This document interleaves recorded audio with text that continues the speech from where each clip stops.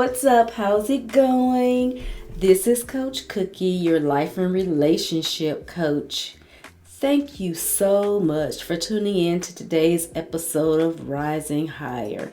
Here we just do some chit chat about life, relationships, and I'm going to give you some snippets for success to not only help you to survive, but to help you thrive. In today's episode, I want to focus on why you can't stop thinking about the narcissist. Yes, that crusty, dusty, nasty, filthy narcissist. We're going to get into that, but first, let's get into the high points from last week's episode where I reviewed the tips to get the narcissist to respect your boundaries. Now, the main idea from this episode is that boundaries are just a way for you to let someone else know what your values are and what you will and what you won't tolerate when it comes to negative toxic behaviors. While letting the toxic person know how you feel, remember, it's important to stay cool, calm, and collected. Remember, they want to see you crack and feed into your negative energy because they feed off a positive and negative supply. Another effective way to set boundaries is to simply stop spending so much time with these toxic negative people. Now, of course, if you have no choice, you share children with them or it's your work environment. If you have no choice but to be around them, then try to minimize your conversation with them. Eventually, they will get the message and respect your boundaries. The ultimate goal is that you will eventually find yourself in this comfortable place that is virtually free of toxic behavior and toxic people. And that's going to be the ultimate goal, especially if you are going through your healing process. Okay? So today on Cookie's Commentary, I want to discuss the importance of having a daily routine since working from home. So right now during the pandemic, there have been a lot of changes since people have been forced to work from home. And it seems like it just happened overnight. Our brains were so used to our old daily routines for so long that developed into habits that were like second nature to us. But once our work environment changed, we don't have the productive habits in place any longer. And what I learned through trial and error is that we have to retrain our brains to get ready for work mode by learning a new process.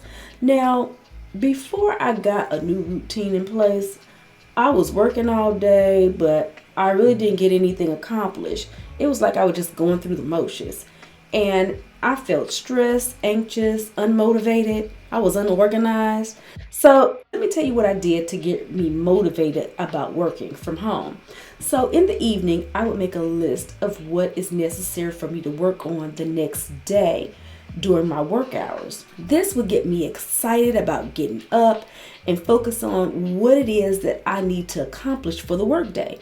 In the morning, it was important to go through the routine of taking a shower, eating, getting me a cup of coffee, your basic routine. Now, getting dressed was a big one for me. It was important because the switch mode in my brain wouldn't take my workday serious if I wore something like pajamas or a sweatsuit. If I wore something like that, I wouldn't have a productive day. So again, through trial and error, I learned that the switch mode in my brain would be serious about my workday if I wore jeans and a nice shirt. Now, for everyone, it's going to be something different for you. I know for my daughter-in-law, she could wear whatever she wanted to wear, but she had to put on makeup before the mode switch in her brain would take her workday serious. So now we're up. We know what we have to do. We get dressed, we eat, we got our clothes on, we had our cup of coffee. Now we're ready to work. So I have a small work area that is designated for work only. This is going to be very important because you have to program your brain to think that this space is dedicated to work and this is what I'm going to be doing when I'm working. Your space should be kept clean and it shouldn't have any items around it that have anything to do with work. So if it doesn't have anything to do with work, it shouldn't be on your desk. Okay, so I'm really excited about going through this when I went through this trial period. And I really didn't even understand and really realize that we really have to reprogram our brain. Nobody really told me this. This is something I did on my own. And so I would like to challenge all my listeners, and I want you to figure out what daily routine that you have to do that will reprogram your brain to help you become more organized, efficient, and productive. Now, this activity may take some time, but once you figure it out, I would love to hear your stories as to what routines you had to develop since working from home to help keep you motivated and on task. Okay, so today on Keeping It Real, I have a question from Jennifer. And she asked me, she said, "Hey, Coach Cookie, I want to know if the narcissist feels any guilt or remorse about hurting other people." This is a really good question. So now, I do believe that the narcissist feels remorse, but only if something doesn't work out on their behalf. For example, the narcissist feels regret or remorse when they are dumped by someone and they lose their supply.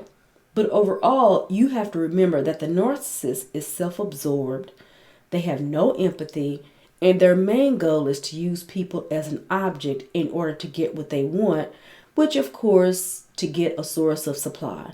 So the narcissist doesn't feel any guilt or remorse for anyone. It's like they really don't get it. The main reason why they don't get it is because they aren't able to self-reflect. So subconsciously, their insecurities, envy, or jealousy is reflected in what they do or what they say. But they fail to realize and understand that they're really hurting people. I want to say that you guys are the experts out there. If this is something that you've been through or something that you have experienced on, I would love to hear from you to provide your comments and your thoughts on this question. Anything that we can hear from you guys to help us all out. We're all in this together, okay? So on today's topic, I'm going to talk about why you can't stop thinking about the narcissist. Often you may think to yourself, why am I thinking about a person who was so abusive toward me? And then for some of you guys, they discarded you. This is a natural process, especially when you go no contact after leaving the narcissist. There will be those moments when you question your decision and if you overacted. Okay, I'm here to tell you, no, you didn't overact. Stay strong and know you didn't make a mistake. This is how the beginning of your healing process looks after you go no contact with the narcissist. Okay? Remember, when you break up with the narcissist, this is not a normal breakup. The main reason why the narcissist picked you for a target was that you had so much empathy and you would be accommodating for what they want to do, and they knew that it would cause a trauma bond. Okay, Coach Cookie, slow down. What are you talking about? A trauma bond. Okay, so the trauma bond is created when the narcissist torments you through gaslighting, rage, the mind games, the projection over a long period of time. But at times when they think they may lose you or you may be pulling away from them, they'll go back to the love bombing stage, or what some people may call the idealization stage. Now, during this stage, the narcissist is going to mirror back everything that you desire and that you want in a partner, and making you believe this is the best experience that you have ever had in a relationship in your life. So in your mind, you're thinking over and over again, where has this person been all my life, and I'm ready to get married. Then the love bomb stage ends when they feel comfortable enough to think that they have control over you again. Now, this stage of abuse and torment is called the devaluation stage. Now, this roller coaster ride of the good times and the bad times is a form of emotional abuse that is unhealthy, toxic, and addictive. Now, during a portion of this process, our bodies release a chemical in the brain called dopamine. That leads to the feeling of excitement called euphoria. This high feels amazing, and you will do anything to get back to that original high. So you don't realize it, but it creates an attachment where you become dependent on the narcissist for validation. So when you break up with the narcissist, this is why you constantly think about them all the time, and you keep thinking that you can't function without them. It's like a drug addict, and you crave the good times and the future faking that kept you in the game for so long. And it kept you in the game to the point where nothing ever materialized. In reality, you don't miss the narcissist, but your body craves the dramatic roller coaster ride they had you involved in. So I know in my personal experience, I remember how I felt when I left the narcissist in my last relationship. And I could only remember the good times. And when I tried to fight thinking about the good times, I would get this severe pain in my brain that was so bad, I would hold my head and scream. The pain was that severe, and I started thinking I was crazy or losing my mind. It was like there was a war going on in my mind that was trying to be ruled by something demonic or a demonic spirit. I remember not knowing what to do or what to say, and I would start screaming out the name of Jesus over and over again. I would walk around my house crying, trying to remember why I left this person, because my mind would only focus on the good times. It was difficult. It was the hardest thing I ever had to do in my life, but I hung in there. In 6 weeks in my healing journey, slowly my thoughts were much clearer, and I started remembering the bad things that the narcissist took me through. So what I did was I started a journal, and I started writing down those bad things that he would do to me. I would also have some sticky notes, and I would write some notes down and stick them up around my house. Sometimes I would even make a video as to what he did to hurt me. And I would have to go back to listen to that video to remind myself that it was in my best interest not to go back to this person. So it's really a good idea to do something similar to this, to remind yourself why you are no longer with this narcissist and why you don't want to go back to them. This is really important because you're going to want to destroy those brainwashed thoughts that the narcissist has programmed in your mind, so you won't be tempted to go back to them. Remember, the narcissist is not going to change, and they are a product of their childhood. And this is the only way that they know to interact with another person, which is known as the Stockholm Syndrome. Now, it's very difficult to heal from this type of abuse, so it may take some months. Just remember, you can't put a time frame on it.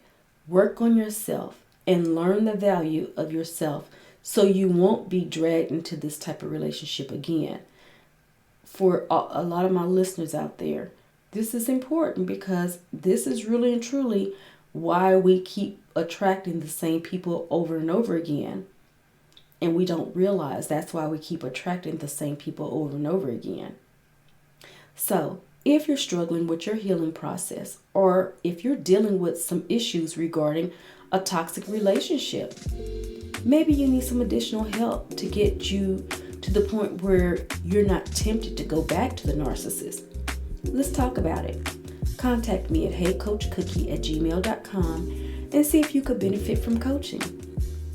I would love to hear your thoughts on this topic and share your experiences. Remember, it would help other people who may be going through this, and I'm sure they would love to hear from you as well.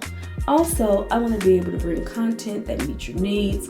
So if you have any questions that you would like for me to answer, or if you have a topic that you would like for me to do an episode on, please let me know.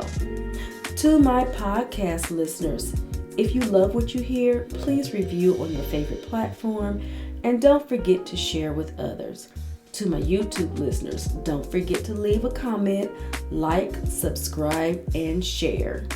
This is Coach Cookie reminding you to love yourself first as we rise higher together. Be blessed, and I'll talk to you soon.